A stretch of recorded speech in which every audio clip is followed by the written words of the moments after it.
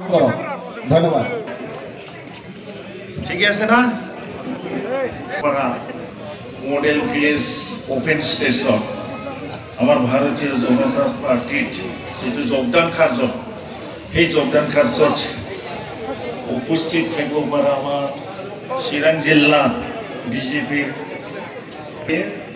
আমাৰ বিজনী তেখেতৰ লগতে আলোচনা কৰি আমি বহুদিন আজ ৩-৪ মাসৰ আগৰ পৰা আমি আলোচনা কৰি আহি আজি কিন্তু ঠিক কৰিলো।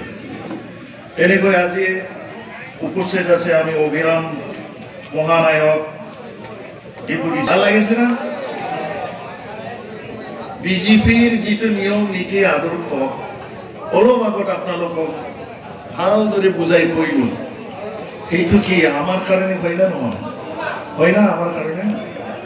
আমাৰ কাৰণে, ৰাইজৰ কাৰণে, সকলো জাতি ধৰ্মৰ কাৰণে।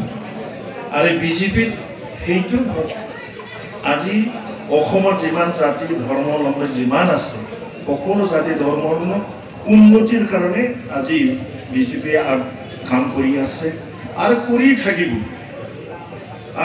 থাকিব আৰু সেই গোটেইটো দেখিতো মই আজি আমি বিজেপি দলৰ পৰা মই এই বিজেপি দলত যোগদান কৰিছোঁ। আমাৰ অসমৰ চিফ মিনিষ্টাৰ হিমন্ত বিশ্ব শৰ্মা ডাঙৰীয়া তেখেতে বহু সুন্দৰকৈ কেতিয়াবা এই ফেচবুকত তেওঁ প্ৰেছ মিট কৰে, সেইটো মই চাই থাকোঁ। তেওঁৰ যি ভাষণ বা প্ৰেছ মিট দিয়া হয় ফেচবুক বা ক'ৰবাত মই সেইটো চাই থাকোঁ, তাতে ভাল লাগি যায়। তেওঁৰ যিবিলাক কথা মই ভাল লাগিছোঁ আৰু ভাল পায়ে আজি হিমন্ত ছাৰৰ এই নেতৃত্বত বিজেপিত মই আহিছোঁ। আৰু তো আমাৰ ভাৰতৰ প্ৰধানমন্ত্ৰী মোদী ডাঙৰীয়া মোদী ছাৰ তেখেতকতো আপোনালোকে দেখি থাকে। তেখেতে ৰাইজৰ কাৰণে কাম কৰিব আহিছে, ৰাইজৰ কাৰণে কাম কৰিব। মানুহে মানুহৰ বাবে তাৰ কাৰণে কোৱা হৈছে হয় না?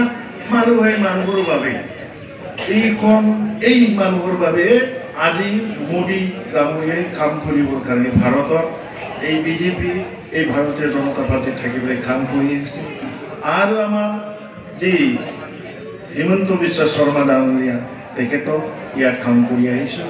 আৰু এটা কথা মই নকলে নহ'ব, আমাৰ যিটো অসমৰ যিটো স্পীকাৰ বিশ্বজিৎ দৈমাৰী তেখেতক মোক এই বিজেপি দলত যোগদান কৰাৰ কাৰণে তেওঁ আৰু বিজেপিৰ যিটো নিয়ম নীতি এইবিলাক মোক ভালকৈ বুজাই দি ইয়াত যোগদান কৰাৰ কাৰণে সহায় কৰিছে। তাৰ কাৰণে মই আমাৰ বিশ্বজিৎ দৈমাৰীক মোক ইয়াৰ পৰাই মই তেখেতক দিছপুৰলৈ মই ধন্যবাদ জ্ঞাপন কৰিছোঁ।